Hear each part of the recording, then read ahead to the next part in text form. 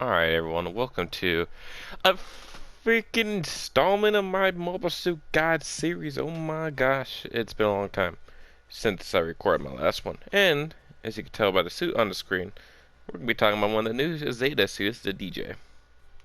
Now, it's a 550, 600 cost suit. It is very, very big. And we're going to play it on one of the maps, well, showcase on the maps where it has some issues moving around in because of its massive size.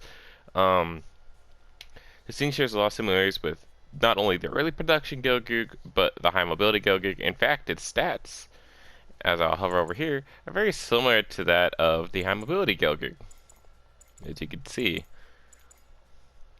But linearly higher, I guess, health pool is more similar to the early production Gilgug. Now, the weapon choice of the Dijeh is very kind of small. Not actually very kind of small. It's small. It's got two weapons that are effectively, well, handheld projectile weapons. It's got Vulcans, if I remember correctly. I don't think so. Why am I even forgetting this? Anyways, DJ is actually pretty simple to play. It is a Gelgoog with a little bit of a freak mix in there in the sense of you'll see why. Its strongest suit is its melee. It has reliable-ish stuns, a one-shot beam rifle, and the clay bazooka shrapnel. It's got the same animation as the Gelgoog, it just flies from the other side. So like a Gelgoog will swing from right to left, the DJ swings from left to right, kind of like the Striker custom but faster. Anyways, let's dive into my build, and this is kind of how I build it. Alright, so its weapons selection is only the Hyakushiki beam rifle. It's got the DJ beam sword, which is a beam naginata. Head mount and Vulcan's modified, so it's got 70 power, 60 ammo. They're pretty good. And the clay bazooka shrapnel, so it's a 3-shot shotgun essentially. Decent power with 80. It doesn't have as many pellets as the free shotgun, so stunning from range is not as consistent. But the stuns at close range are more consistent because of a tighter spread. So, need as you be. What I normally put on for parts is I try and mix it up like a cross between the early production Gelgoog, which is tanky, and the burst melee of the high mobility Gelgoog. So that's kind of what this build is inspired off of. So we go level 4 and 5 strengthened frame, level 1 new model frame, level 2 strengthened frame, level 2, 3, and 4 enhanced melee programs for the extra melee damage, then anti-melee armor to make up for, the big real hitbox of our suit. We're not gonna, like, in all honesty, this is my mentality behind why I didn't put a lot of ballistic resistance or beam resistance in. Is at high level play, they're gonna be aiming more for your legs. So general health parts are just better because it gives you a bigger, percentage of health devoted to your legs. Leg health parts, level 3 leg health parts can help in this build. Just get rid of, some part, just like, a couple health parts. But you're going to be taking a lot of melee swings the person swinging you probably didn't intend to hit you with. So the anti-melee armor combined with the special back buff for level 3 is going to really negate a lot of that damage that might accidentally hit you collaterally from an enemy hitting a teammate.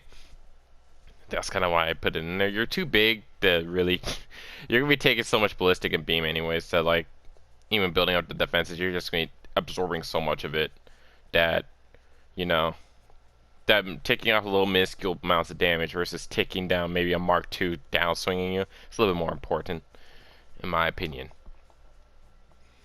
Let's go looking at the skills for the DJ. We got Leg Shock, Zorba's level 3. Dodge Roll level 1. Flight Control Program level 2. So this allows you to control yourself in midair. So you could jump and like dash. Save yourself. Like say on port base, you're going off the ledge. And if you don't know like the latency trick to kind of recover yourself, you could just boost back up. Any blast stabilizer level 1, so nullifies explosions caused by killed MS. So, you know, you can sit in the middle of combat, somebody dies next to you, they're not going to stagger you. High performance balancer. Melee combo control level 1, so it's only got 2 melee swings. Force injector level 1. Special binder cushioning level 2, not 3. I misspoke. So you reduce damage taken to your back, which is those big giant wings you have, by 15%. That's all damage by 15%. If you don't know what that is, that's the equivalent of putting on a level 4 defense part. So, optimized cooling efficiency level 1, so the initial thrust consumption is reduced by 10%. So normally it's like around 30% of your total thrusters are eaten up by the initial use of your high-speed movement, so boosting around. That cuts it down by 10%, so it'll only take about 20%. Means you can technically boost longer because you consume less. Also makes Force Injector better because Force Injector is starting another boost, so you can Force Injector more theoretically. This would really work well in a thruster gauge build, putting thruster parts on. Not the thruster cooldown or overheat cooldown, just straight thruster control systems. That's when it decreases your thruster gauge, and it's pretty good. Special leg buffer level 1, it's not level 2 or 3 like the early production Goku, so you know you're going to take a little bit more damage to the legs, which is kind of detrimental in high level play due to the fact that everyone likes to focus your legs and break them. Maneuver armor level 1, this is really good. You have Force Injector, optimized cooling efficiency, you already have anti-blast stabilizer. Balancer, you want to be boosting around, you want to stay mobile in this big thing. So maneuver armor really helps you with that. Since it diminishes, you know, stuns when you're moving. Your bazooka's not going to stun you out of your boost unless somebody's shot you beforehand to build up stun. Going to the sub panel, this melee priority, as you can see, this is a new feature added a couple weeks ago in an update. Melee priority is now marked, therefore you don't have to just trust what I say. But here you go. Melee priority is only medium. So there you go.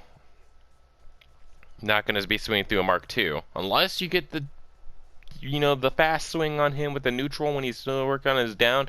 Get the first, you know, the server's like, hey, look, you know, we'll give it to you. That's about the only time you're going to swing through a Mark II or anything with high melee prio.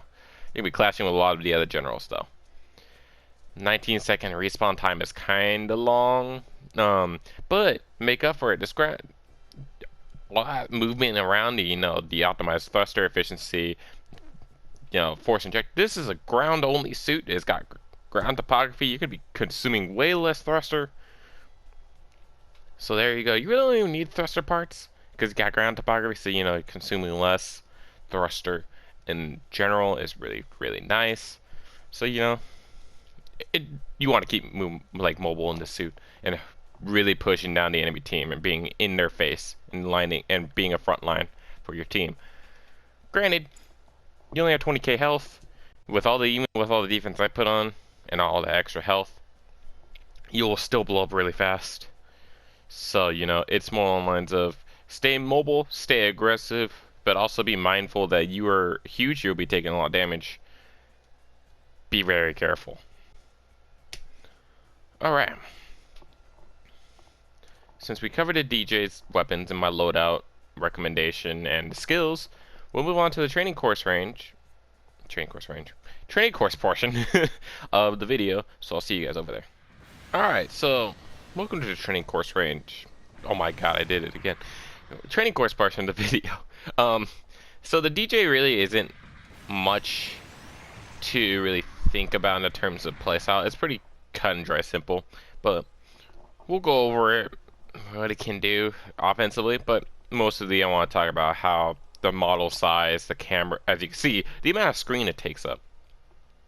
You know, your big giant wing binders take up a good portion of your screen. The suit already takes up a large portion of your screen. Therefore, you have like a normal suit, you'll have visibility over your left shoulder. You really don't have that in the suit. So, you know, if you really want to see your left shoulder, you have to be moving to the left, so you get that little window of actual visibility. You can see, moving slowly to the side, or just moving left in general, allows you to see on your left. But as you can see, normally, yeah, I wouldn't be able to. If I was looking up, stand just at C, I can not see these two suits. I can see their legs, but you know, I don't know where they're looking. You know, your suit's huge. Keep that in mind. Yeah, you do use the Hyakushiki beam rifle, so therefore you have 4 rounds before you have to reload on your E-Pack. But here's the shrapnel bazooka. So, in ranges like this, it's not gonna really stun anything like a free shotgun would. But up close, easier stun. You do have a fast melee animation, as you can see. We boosted up, hit, boosted back, boosted up again, and we still only use 3/4 of our boost bar. That's a lot of consumption that would normally take place if the suit didn't have the skill set it, has. You do a lot of melee damage, so 2 rotations on a 500 cost suit with this build can really hurt them. So, my go-to is, if you can't get the closing, if your beam rifle's not going to get the closing stun, so you can push up, say they recover like this, I'd switch to the shotgun, finish it up with that, hit with a neutral, down, boost over, and either neutral to finish him off or downswing, depending. So, now we went over kind of just how the very basic combat is for this suit. Let's talk more about the model. So as you can see, we're really big. We barely cleared these pipes here. Now, as you can see, we can't walk under this because we're too big. You gotta be very, very careful about clearance into Dijeh. Fighting an objective C in port base is a pain. You get caught very easily. As you can see, the game starts freaking out going through that side. But facing the objective D, you get caught a lot easier. You have to effectively stop moving. As you can see, when I stop moving, it slid me up a little bit. I'm able to walk through now. But trying to brute force your way through to the D side is not going to work. You need to stop, shove yourself under, and you walk through like normal. So clearance is a huge issue with the DJ. It's easy to get yourself caught in that. It's on some maps. Well, really only this map. And so be careful. Actually, no, I'm wrong. Arctic base, you get caught on the platform too. So be careful of that. Now you have a shotgun. If Freeds and Campers are the other suits with shotguns that operate in this fashion, the one-shot stun if you could get up close enough. It's not, unlike the assault G-line and the G-line full custom. So you can absolutely obliterate a raid's legs if you shotgun them. It's kind of like, if you know the enemy suit has ground topography and they're gonna get up fast, you might not be able to land downswing. Beam rifle stun, boost back, maybe shotgun neutral, break their legs. If you get downswing off, go for it. I highly recommend that more. But leg breaking is the way to play this game. So breaking the enemy's legs is too important to pass up. So remember this, especially in the DJ. If you can't get the kill when they're knocked down on the ground, shotgun their kneecaps, so they'll try so them actually running away, and from your big, giant, fast mobile suit is very slim. So keep that in mind. But as I said, this suit's very simple. It plays like a Gelgook. So beam rifle, sub weapon, melee. You do have Vulcans. 60 round Vulcans is pretty nice, but I haven't really tested to see if they stun. So we'll learn together real quick. If 60 bullets with these Vulcans is enough to stun.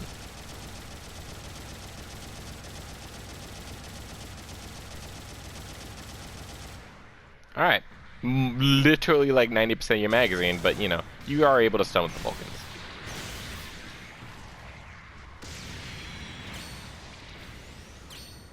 You have blast stabilizer, so if you do get locked there because your thrusters happen to be overheated, you won't get staggered. So yeah, that's about it for the DJ. You know, the main thing to watch out for is your lack of clear visibility in your left side of your screen, especially if you're running right. You know, you do lose more visibility towards your right, even though you gain some from your left-handed side. Clearance on certain objects, you know, some things like this you'll be able to pass through, but other things you won't. Be very careful on objective C in port base. You have you can walk through clearly one way, but you get stuck on the other way. And yeah, that's it for this suit. I know it's been a while, and from my Marside video, which I think, if I remember what was my last video, I need to check that. But I'm going to be covering some of the new suits I got, so, you know, time of this video, I'm going to be also recording, it's all planned already. So we got the DJ video, which is going to be launching today, which is the 9th, and tomorrow the 10th is going to be the Garibaldi beta video. And then after that, I think is the Gatplant video on the 11th. So that's the next 3 video. Like this video included. That's the next 3 videos for the tips series. I don't really have any new suits, so we'll probably go over like some of the older suits, like or an event suit, you know, because you know we got the gym ground combat now. Well, I do level 2. Which I'll go over the Dom Tropical test type. The gun tank 2 I'm not gonna go over. It's literally just a gun tank with fancy new animations, so it's not worth it, in my opinion. But yeah, so that's it. If you guys liked the video, make sure to like and subscribe, and hopefully I put out more of these again because new suits are coming out and help you guys out mostly. So yeah, thanks for stopping by, and have a great day.